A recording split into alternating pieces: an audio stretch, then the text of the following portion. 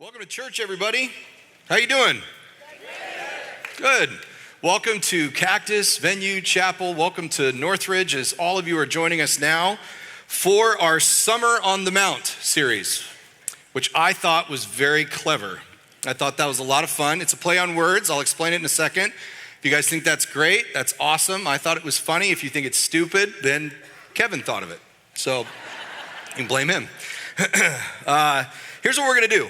We're going to take 6 weeks while Jamie is away. He takes some time in the summer just to kind of rest, and he does a lot of study, and it's so fun. He comes back and beginning of fall, just rip-raring and ready to go. And so we're excited for him to get a deep breath as well as some time to just focus on what we'll teach on for the next year when he comes back. It's always great. But Kevin and I have been given this privilege to be with you as our church for 6 weeks to talk about this incredible, this powerful, this prolific teaching time that Jesus has. And it's perfectly named, okay? They weren't complex about sermon titles. There was no mystery in it. The scriptures tell us that Jesus walked up onto a mountain and he started to teach a sermon. So they went, no reason to make this mystic. It's a sermon on the mountain. That's what it is. And so we're going to take that and pick it apart. And what I'm going to do today is I'm going to talk about just one verse. It's 13 words in the English translation that really set the whole Sermon on the Mount up. And so that's where we're going to spend some time today. But one of the things that I think is so hard at times is perspective is kind of a tricky thing. The perspective that we bring to the Bible can kind of get in our way. So I thought, well, since Kevin and I are going to spend 6 weeks kind of shifting our perspective from this place of kind of thinking about maybe how we normally think about the Bible, we come to it and we sort of go, what do I got to do? We always ask the question, right? Like, well, so Rustin, what do I need to go out and do? And application's important, but we've got to apply this sermon, and most specifically this verse that kicks it off, the right way. So I thought, how better to do that than to have an opening example about perspective on perspective. So allow myself to introduce myself. It's a little redundant. Let's dive in. Okay, so I want you, some of you guys have seen this, all right? This is a picture, and I want to start with it this way. I'm going to give you a perspective. This is a picture of a young woman, all right? So picture of a young woman. Let me describe the young woman to you that you're looking at here. She's kind of looking away from you, all right? So let me orient myself here. There we go. Okay, so she's kind of looking away from you just like this, and you can kind of see her jawline right through there, and she's kind of looking over her right shoulder. You can see her eyelash kind of coming out to the side, maybe the tip of her nose right there, and her ear that's kind of coming out of this hat, this maybe fur hat that's got this feather coming up to it there. She's got a little necklace kind of going right across her neck there. So I tell you, this is a picture of a young woman. That perspective helps you see, yes, Rustin, indeed, we agree, that is a young woman, okay? Let's take the DeLorean back 15 seconds. Let's pretend like I didn't say any of the things I just said, and let's start over, okay? Welcome to the Summer on the Mount series. I thought that was clever. And hey, I want to tell you this. I want to show you a picture of an older woman, an elderly woman in this photo, okay? Let me describe her to you so that you know what you're looking at. She has a fur hat on with a feather that kind of covers her forehead. This outline right here is her nose, right? You can kind of see her eyelash coming off the side. Her eye is just barely peeking out from under that hat. There's a little wrinkle. This is her nostril right there, and her mouth is right across here. Her chin is tucked down into the fur coat that's covering her shoulders, and this is her chin right there. You see, all of a sudden, now for some of you, let's be honest. Some of you are going, I don't see any women. This is the weirdest picture I've ever seen. Okay, it's like when somebody takes their sonogram and they're like, isn't he cute? And you're like, I just see wavy lines. I don't see a baby in that at all, okay? So if you're having that experience, it's all right. That's not critical to the sermon. But for those of you who are having the experience right now where you're going, what Rustin told us to start with gave us a perspective. And that perspective is shaping what we see in this picture. It's actually shaping our expectation of what we hope to find. You see, perspective is a funny thing. And so many times, perspective can shape what we come to the Bible with, right? Our perspective shapes the scriptures rather than the scriptures shaping our perspective. And so what we're going to do this summer, as we talk about the 6 weeks in the Summer on the Mount, we're going to be looking at the Sermon on the Mount a little different. We're going to spend a summer talking about our hearts, Because so many times as a culture, and just so you know, this isn't even an American thing, this is a human experience. As humanity, so many times we go, great, what do I gotta do? And what I hope to show you today is that that's not a new experience when it comes to humans trying to relate to God. We just kind of wanna know, what is it that we can do? And so I wanna shift our perspective a little bit, and that's a huge task to undertake. And so what I wanna do is let's do this. Let's start our Summer on the Mount series, and let's bow our heads and pray and just ask God to join us. Lord, we know that you're here, because where two or more are gathered, you are assuredly present, and we are here for the purpose of being with you. And so, Holy Spirit, we really ask that you would come and meet us in some sweet ways as we look at this verse that meant so much more than just go behave well for God. I ask, Holy Spirit, will you come and will you just move? We are lost without you. Nothing will happen unless you come. And so we ask that as we go deeper and we talk about the heart, that you would join us, you would be with us, and you would help us as we dive in to what it means to go beyond our behaviors and to talk about our hearts this summer. And we pray this in your precious name. Amen. All right, so we're gonna start right here. Stick with me because it'll be a lengthy process, but I'm gonna read our passage for the day. This should take a while, okay? Blessed are the poor in spirit, for theirs is the kingdom of heaven. You guys all right? I know that took a minute, but here's the point. This is not long, it's 13 words. It has two parts. We have two questions today. What does it mean to be poor in spirit? And what is the kingdom of heaven? And that's it.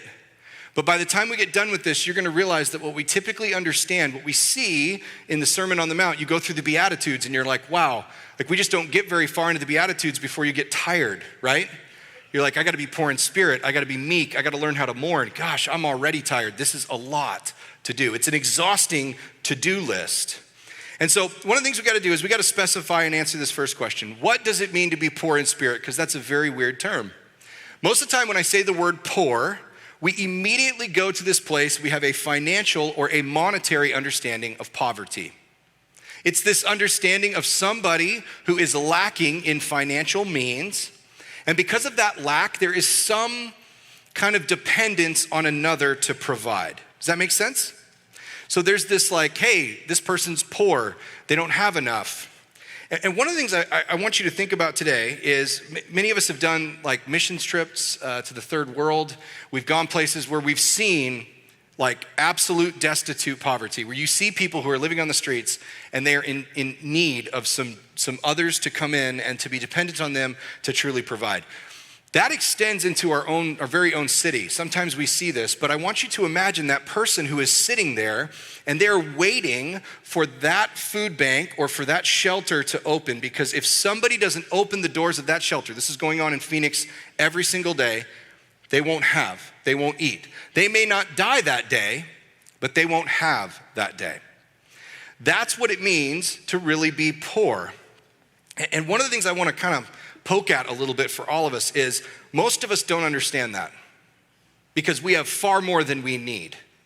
We may not have far more than we want, but we have far more than we need. If the apocalypse happened tomorrow and it was you and your family in your house, you could survive on what's in your house for like a year.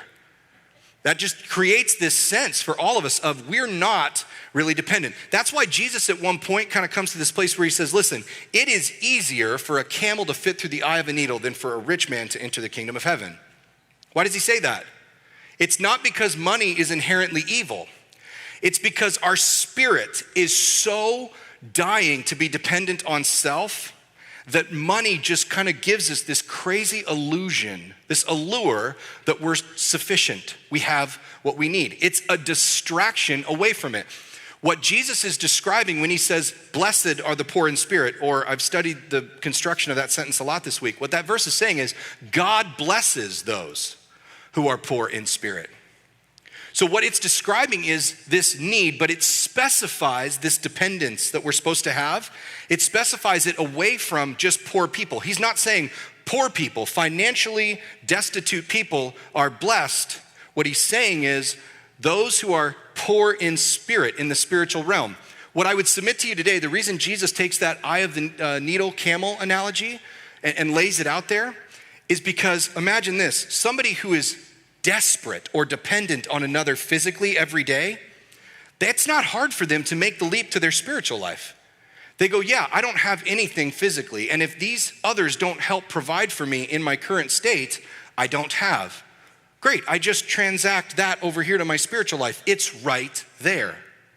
But for most of us, because we're not physically dependent on someone else, we can provide for ourselves, it's a lot more work to get to a place of spiritual dependence on God. Does that make sense, as Jamie would say? Can I get a head nod that you guys are tracking with me on this?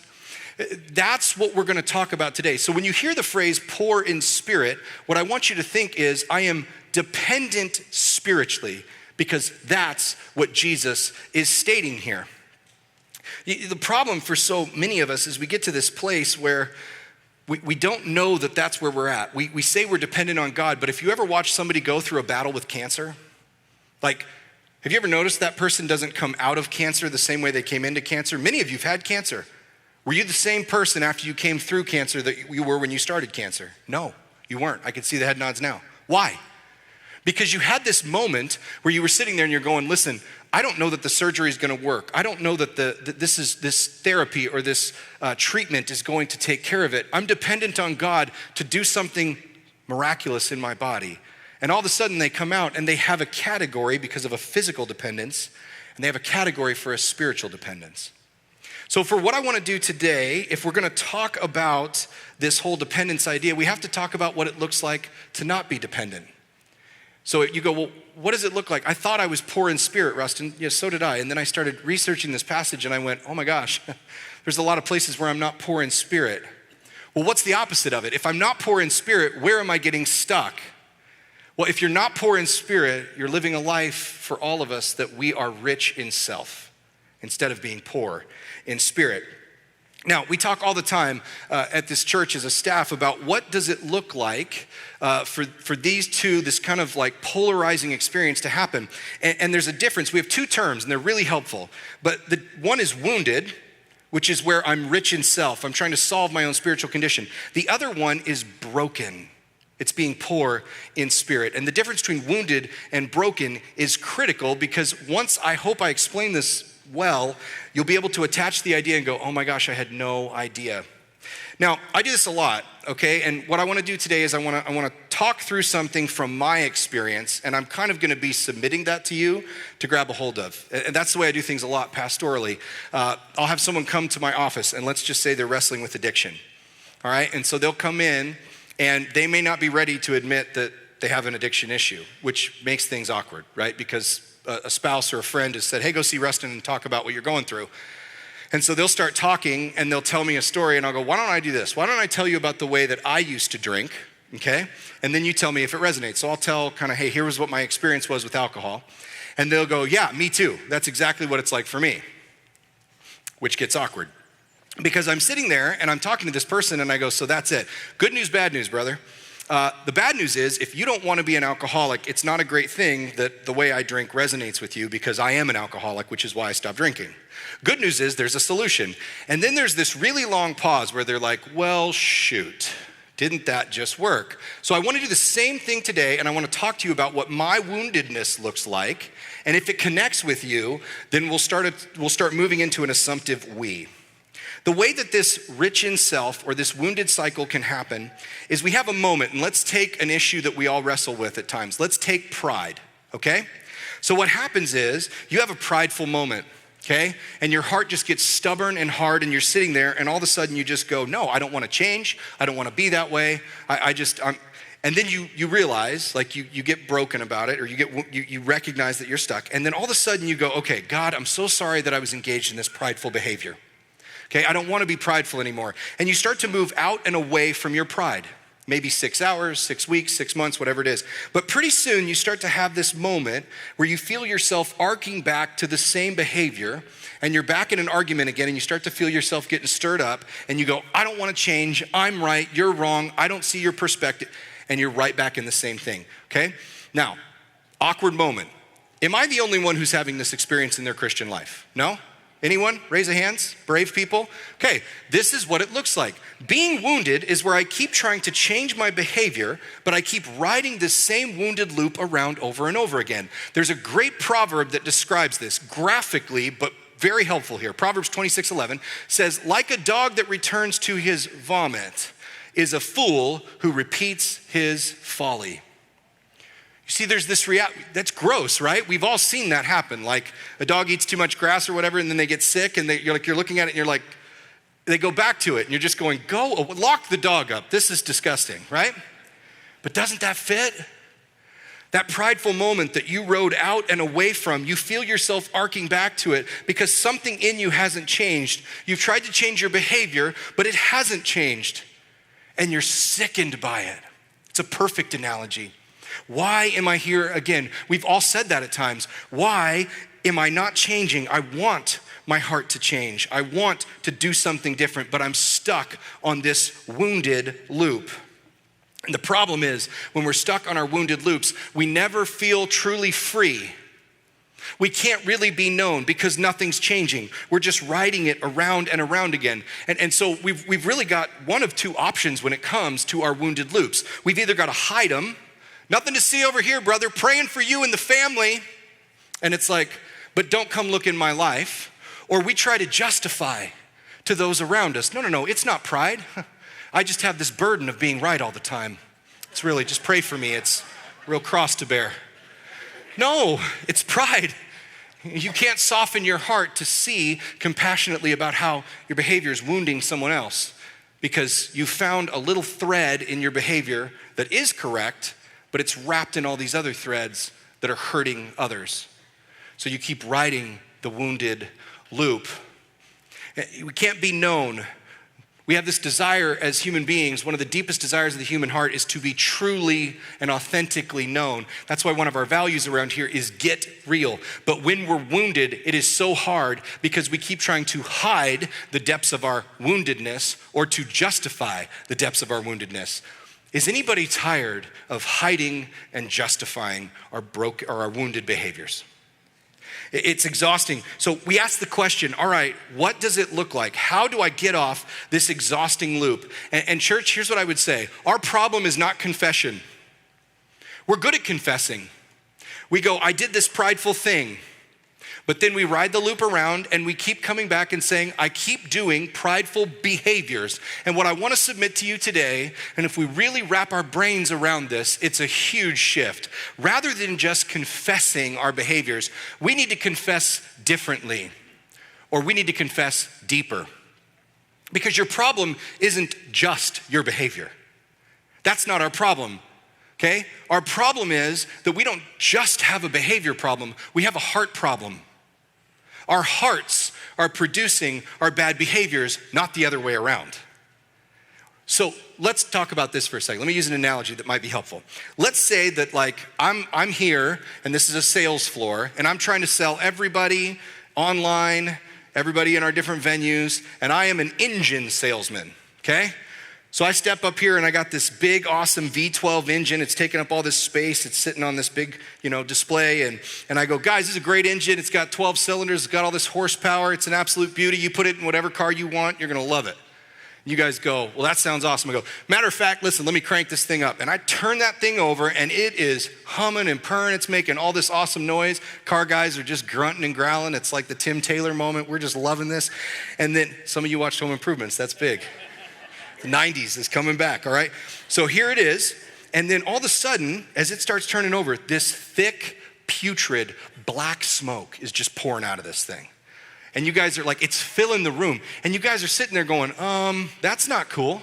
But I all of a sudden sit here and I start trying to take care. Hey guys, no problem. Let me fix this exhaust. Give me just a minute. And I'm over here in the midst of this black smoke trying to fan it away, cover it up, or trying to, man, if I could just get into this exhaust, what would you be thinking to yourselves? This idiot thinks he's got an exhaust problem. That's not bad exhaust, Rustin. You've got a bad engine. It's not your exhaust, it's your engine. You see, the insanity of our Christian performance-based lives is we keep sitting there trying to fix our exhaust and we never address the engine. You don't have just a behavior problem. Your behavior may be a problem, but it's not what's generating the behavior. It's the heart. We got to get to the engine. We got to dive in. That's why Jesus goes and he has this beautiful statement in just 10 chapters. Look at this. It's Matthew 15:11. He says, "It is not what goes into the mouth that defiles a person, but what comes out of the mouth, this defiles a person." Jesus was always arguing with the Pharisees about dietary restrictions within the law, okay? The Levitical law was really what the Pharisees specialized in. And so as he's sitting there one of these days, they're kind of going, well, we can't eat meat sacrificed to idols, and we're out on the whole split hooves thing, so no pork, we're not doing that.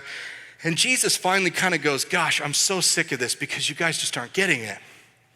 He goes, listen, it's not what goes into the mouth. It's not the meat sacrificed by idols, it's what comes out.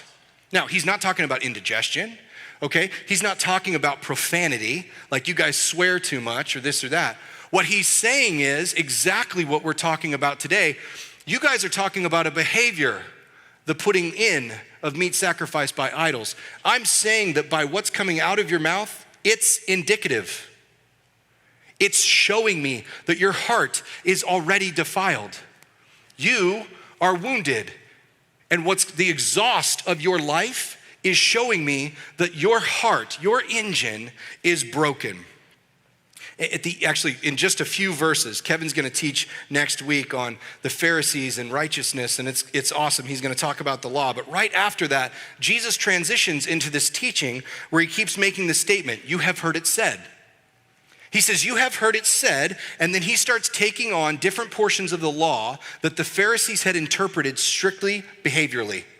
He talks about adultery, he talks about murder, he talks about divorce and oaths, retaliation, and how to love your enemies. He keeps talking about all these things, and what he does is this. He goes, you have heard it said, do not commit adultery, behavior. I say to you, don't even look at a woman lustfully, heart. You have heard it said, do not murder, behavior. It's an action. It's a bad one, but it's an action. It says, I am saying to you, do not even be angry. This haunts all of us. We've all been angry. We'll talk about anger in a little bit. But do you see what he's doing? He's saying, you're focused on behavior, I'm focused on the heart. Behavior, heart. I could do that with every single one of those, we just don't have time. The reality for the Pharisees, the reality for the religious group of the day that was supposed to be focused on the God of the Bible, the God of the scriptures, right? The Hebrew scriptures, was that they could be, and I don't have time to go into this, but they could be circumcised on the 8th day, action, and they could follow the law, action, and they didn't need to depend on God at all to do it. They had created a ministry structure where they could achieve success without dependence on God, which is why all through the Old Testament, over and over and over again, he keeps coming back to this place where he goes, I want your hearts. I want your hearts. I want your hearts. Your worship is useless to me. Why? Because I am a God that wants your hearts. Jesus picks that up and makes it the sole focus. Because just like us, do you realize it's a human experience? All we focus on is sitting back and trying to figure out of how we can behave for God. So what Jesus is doing in this experience of saying here to here, heart and behavior, they need to be equal in what you're doing with me because one is producing the other. What he's doing is he is intensifying the law. It's two things. He's intensifying the law and he's internalizing the law. He's taking the behaviors and he's going, I want to go deeper. So he raises the bar, intensifying the law to the point where he goes, only I could fulfill this. The reason the Pharisees were so mad is Jesus keeps raising the bar to this point where they go, we could never do that, man. And we find our value in being able to do in religious areas. So Jesus is stripping all their value away and they're furious about it. But he's raising the bar to the point where he goes, only I will be able to fulfill this bar. And he's also internalizing the law. The Pharisees had wonderful behavior. Wonderful. I would go as far as to say that no one at Scottsdale Bible Church, the most righteous of us in our modern day, would have been blown away at how righteous the behavior of the Pharisees were. They just didn't sin the way that we do. They just had disciplined themselves so much that they just weren't going to sin in the ways that we do. These overt sin actions just weren't happening. But they were wonderful on the outside, wicked on the in. That's why Jesus calls them whitewashed tombs. What's a whitewashed tomb? It's a coffin with a rotting body inside, that is beautifully decorated on the outside. That's what it means to be a whitewashed tomb. So Jesus takes it. It's just like Jamie taught us last week. What a great 3 weeks in the prodigal son parable. Because what Jamie did was week 1, he talked about how that younger son, the prodigal son, was lost while he was away from home. Week 2, he talked about how eternally loving, extravagantly loving the Father always is. But then on week 3, last week, he talked about the older son who was, and I love this phrase, lost while at home. That's what woundedness looks like. Woundedness looks like this. It looks like you're lost while you're at home. You're with God, but you're not with God. It's the Pharisees, wonderfully wicked. For so many of us, we keep worrying about the exhaust of our engines, but we don't talk about the engine itself, which is what Jesus is talking about. I want to be the Lord of your engines, not just the Lord of your exhaust. I want to be the Lord of your life, holistically. So how do we stop just thinking about right behavior and get to the place where we're focused on these hearts? How do we get off of our loops? Because that's the most important thing that we could do, is to truly find a place where we can over and over and over again give our hearts to God. Church, I think it looks like this. I think we need to not just be willing to stand there and confess our behaviors, but then from there, we confess our hearts, our engines that are producing the behaviors. But then here's the deal. If I leave you there today, if that's where we stop, you're just gonna kind of we will all launch into just a more infuriating process of self, of being rich in self. We're gonna try heart modification, and it's just a whole lot harder than behavior modification. It's just more exhausting. I don't wanna leave us there. What I wanna do is say, it's not just the exhaust, it's not just the engine, it's the moment in your life, truly being dependent on God. Getting off of the loop is where you look at your engine and you step back and you go, God, what I recognize is I'm not even a mechanic. I can't even touch the engine, because the engine of my life is a spiritual part of me. It is my spirit, my heart, and I can't change my heart. That's what it means to be dependent. You are waiting on God to open the doors of the spiritual food bank so that you can eat. That is a complete shift. That's what it means to be poor in spirit, not rich in self. And so that prayer, this is so important, because that prayer, church, that gets answered every day of the week and twice on Sunday. But if I tell you that, you go, great, I just pray a quick prayer. I'll just do a quick behavior and my heart will change. No, that prayer gets answered every day of the week and twice on Sunday, but we will not be better on Monday morning. Because what it takes to truly overhaul our hearts is a season, a life of dependence on God. Because we've got a lot more wounded loops than we would care to admit. It's not just one. It's a life where we continue to allow God to do something in us that we could never do on our own. So let's get real practical. Let's get the wheels on the ground and turn them over. Let's take an analogy, and I'll use this one for me, okay? I am one of those people who is overtly acts in my anger, okay? Some of you are really cool. You do the passive aggressive thing. I do overtly aggressive, okay? And here's the thing. Talk about the justification or the hiding thing, all right? I can already see you guys. You're all whispering to each other, husbands and wives. That's you. You do that, right? Okay? Here's what we do. We justify this. We sit back and we go, listen, I'm not angry, okay? I'm just passionate, all right? I'm Italian, right? What you heard the other night from 3 houses down, that was just us, me and my wife, having an Italian discussion about how we missed each other, okay? Listen, the other side of the ball, no better off, right? You just sit back and you go, no, I don't really do that, right? I store all my anger up in a pot that pressurizes over time, and then it kind of blurts out in a passive way, I'm Canadian. Our problem is not our ethnicities, okay? But just like Jesus said, you say don't murder, I say don't be angry internally.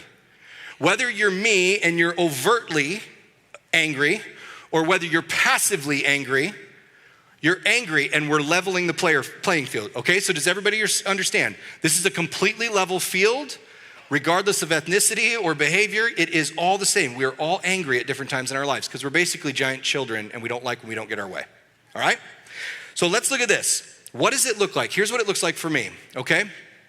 I am sickened. And I'm gonna get super practical here. I'm in the middle of this one now, all right? God's doing this work in my life during this current season, okay? So I get overtly angry, and guys, I'm sickened by it. I have the experience of looking at my anger and at this same sick pile that is my life, and I'm sickened by it. But I move out and away from it, okay? And I ride the loop around, and then something happens, right? Let's just say it's with my spouse or with Jamie, my wife, or with a friend or this and that, and all of a sudden I start to get all activated, right? Here's what it looks like. Here's the difference between riding the wounded loop for another rodeo. You go, I'm gonna take another loop, I feel like I got it in me. Or finally going, God, I wanna be broken, I don't wanna be wounded anymore. It's when you stand there in that moment, and let's say somebody's coming at us, all right? Somebody's coming at me, and I've already laid the ground rules, okay? So it's that moment where now somebody's coming at you, and you've already expressed to them your expectations, all right? You start using counseling phrases. Isn't this the best in your marriage when all of a sudden you're like, I'm starting to feel activated.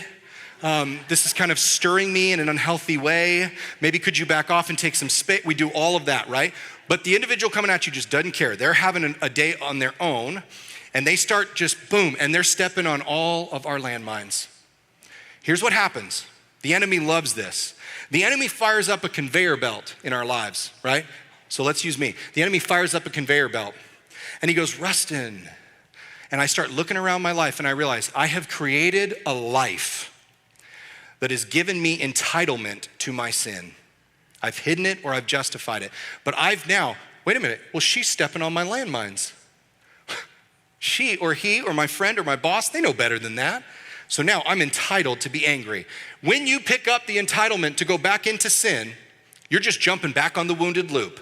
The broken moment happens where you go, God, here it comes. Oh my gosh, anger's here. I see it. It's like a revelation of this gross place where I've been, and I'm sickened by my behavior. And so God, what I recognize is it's not just my angry moment or my angry behavior. I admit and confess right now, Lord, I have an angry heart. And that angry heart desires to pick up what the enemy is bringing me on this conveyor belt again. I want it. My heart wants it. But I'm so sickened by it that God, in this moment, what I say to you is, I don't want to do that anymore. And I confess my angry heart, not just my angry moment, but I confess my angry heart, and I'm asking you, will you come in and change my angry heart? Because that's what I'm really in need of, a changed heart, not just a changed behavior. I don't need better exhaust, I need a different engine. And that is a life-changing, game-changing moment where all of a sudden we start to see our lives change because we don't have to justify anymore. We don't have to hide anymore. We're asking God for a completely transformed deal. You know why the enemy doesn't want you to hear this today? Because the enemy wants you to keep picking stuff up, that was weird. Stuff up off of the conveyor belt out of entitlement and rebellion. You deserve it. Be angry. They don't understand what it's like to be you. Justification, entitlement, rebellion. God says, it doesn't matter.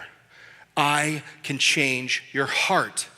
What if all of a sudden you didn't see the conveyor belt anymore because you had, in that moment, finally gone, I'm taking a step out of wounded, and every time you have that experience, you're taking a step into broken. New.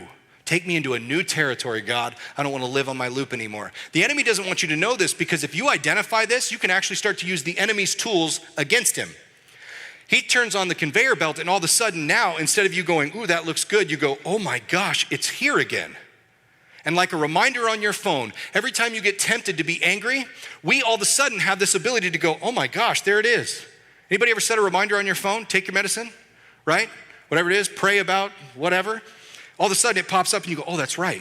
When the enemy tries to tempt you to go back onto your wounded loop, use it against him. Oh God, I apologize, Lord. I confess behavior. I confess the heart that longs for that. And Lord, I'm begging you now, in my dependence on you, will you change my heart? And what's amazing is, guys, this is not gonna be one of those things that all of a sudden happens out of nowhere. Like, it will be, you're gonna sit there and all of a sudden you're gonna go, it's not like, oh, I'm on step 6, I'm on step 7, I'm almost out of my angry loop. No. In a year, you're gonna look at your wife and you're gonna go, wow, When was the last time I put my fist through the drywall? I haven't done that in a while, have I? No, you haven't. As a matter of fact, we haven't had to call the handyman in like a year and a half. And hey, I haven't yelled at the kids as much as I used to. No, as a matter of fact, I think it's been a while since you did that. And all of a sudden, you have this revelation where you go, God, you've been doing something that I didn't even see because I just did my part, which was to confess and to repent and to change, to stop the behavior, but I didn't stop there. I went to the root, to the heart of my problem, which was my heart, and I confessed I can't even change that. I'm genuinely dependent on you. The reason this works is because we go beyond our physical realm and we go into something deeper. You see, Rustin is not skin and bone and fingernails. I am a spiritual being borrowing this physical body, right? I am a spiritual being that because of a saving relationship with Christ will spend eternity with him. This body will rot away. These bones will become dry and broken, but my spirit will live on with Christ. So when I'm changing at a heart level, I'm changing at a spiritual level. The reason this works, this is so beautiful. The whole Trinity gets involved. Jamie taught us about how the Father is eternally loving us, just like that dad in that parable. The Son earned our atonement through his precious spilt blood on the cross, and the Holy Spirit's the one who applies it. We don't have to live on our loops anymore. The Holy Spirit comes along and he tutors my spirit how to behave like him. In that moment where I say, no, the behavior makes me sick, and the heart, I see it and I feel it and I don't want it anymore. God, Holy Spirit, will you join me? Will you show me what it looks like? And the Holy Spirit's so happy to do that. He comes along and goes, yes, let me show you how to walk and to live like me, how to live a different life. You see, when we have that transaction, all of a sudden you start to realize over time, everything can change. Our entire lives can look different.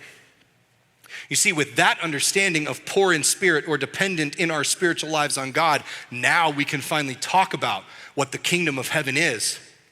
Because the kingdom of heaven is now, the kingdom of heaven is then. The kingdom of heaven is already, but not yet. You see, the kingdom of heaven is that you don't have to live on your loop anymore. The world without Jesus is busy with its loop. It doesn't have a solution for the loop. The only solution that the world has for its loop is to lower the bar so low that everybody can fall over it. You don't have to change. Your truth is perfect the way it is. You don't change. Nobody needs to change. And the problem with the religious people is they're always trying to change us. And I want to look over and I want to go, are you happy with where you are? Are you happy with your angry heart that wounds your friends and your family? Now, the reality is they've been wounded too. But if we just lower the bar, that's a watered down gospel. That's a gospel that says you do whatever you want. It doesn't say there's more. Not out of behavioral religious action, but out of a heart change that changes your behavior. You see, that's the kingdom now. We get to live in freedom from the things that break our hearts or the things that wound our hearts into a brokenness. What about in eternity? Even if you get off your wounded loop and you start to move into something new and different, you still got to live in a world covered in sin, a world bathing in woundedness. That's still going to be an experience. Someday, my friends, Jesus will return, and it says in Revelation 21, there will be a new heaven and a new earth because the old one has gone away and the sea is no more. In Revelation 21, Jesus says he gets what he wants. He says there's no more mourning and there's no more tears. In Revelation 21, God declares that his plan that he proclaimed in Deuteronomy, which is that I am your God and you are my people and I will be with you as your God. Humans think, oh, well, we've changed God's mind. You know what he says in Revelation 21? He goes through this whole thing, this new Jerusalem that he describes it as, with a new heaven and a new earth, and you know what he says? He just slips it in there because God's not arrogant. He's not antagonistic. He simply just says, and I'll be your God. You'll be my people, and I'll be with you as your God. He just slips it in. Guys, the plan didn't change. I get you. You get me. And you have the best thing in the world. I'll be your God. I'll be the one who continues to reign. But now sin is no more. We don't have to live hampered in our sin lives. The reality is that if we understand this truly poor in spirit concept, it changes everything. Ours is the kingdom if we live a spiritually poor life. Why? Because it changes your view on everything. We live in a kingdom reality. Our realities change. Everything, if you read the Sermon on the Mount without an understanding of what it truly means to be poor in spirit, this is the first thing Jesus says. So many of us were sitting here in this moment. I sat here in this moment before I did this study and went, I've been misreading the most prolific teaching time of Jesus for my entire Christian life because I read it and I was exhausted by the to-do list. Like I got through the Beatitudes and went, and that's right? There's a level of experiencing my woundedness, but then I went out and go, I better get busy with my behaviors. I got to go change my exhaust so it looks more like the Beatitudes. No, what I had to do was stop trying to do the Sermon on the Mount for God and go out and be with God as He makes those things real. You see, it's a different experience with Dad when it's not a for you so you'll love me, but a with you because you love me. That's a game-changing revelation. It's exactly what we read about this whole week in our Immerse reading. You guys been doing your Immerse reading? Oh, this room got a little weird here, didn't it? We read through Acts and Thessalonians this week, all right? And there's this reality where the church is exploding. Why? Because the city where the church was people on their wounded loops, riding around, and they're starting to realize, hey, wait a minute, what are these people doing? What's this buzz about this Christians, Christ followers? What's it all about? It's people who they come over and they go, what are you guys doing? They go, well, we were on these wounded loops, and then all of a sudden we realized they're so broken, they don't have to do it anymore. And by the thousands, people are flocking in the book of Acts to changed realities, to a kingdom reality. You mean you don't have to be angry anymore? No, I don't have to. And I've spent like a couple of months so incredibly broken with God, and now I go home with my wife and I'm like, it's different. I'm compassionate and caring and loving, and like our marriage is better. The book of Acts is exploding with the church because of that reality. People are moving out of old realities and letting God move them off their loops.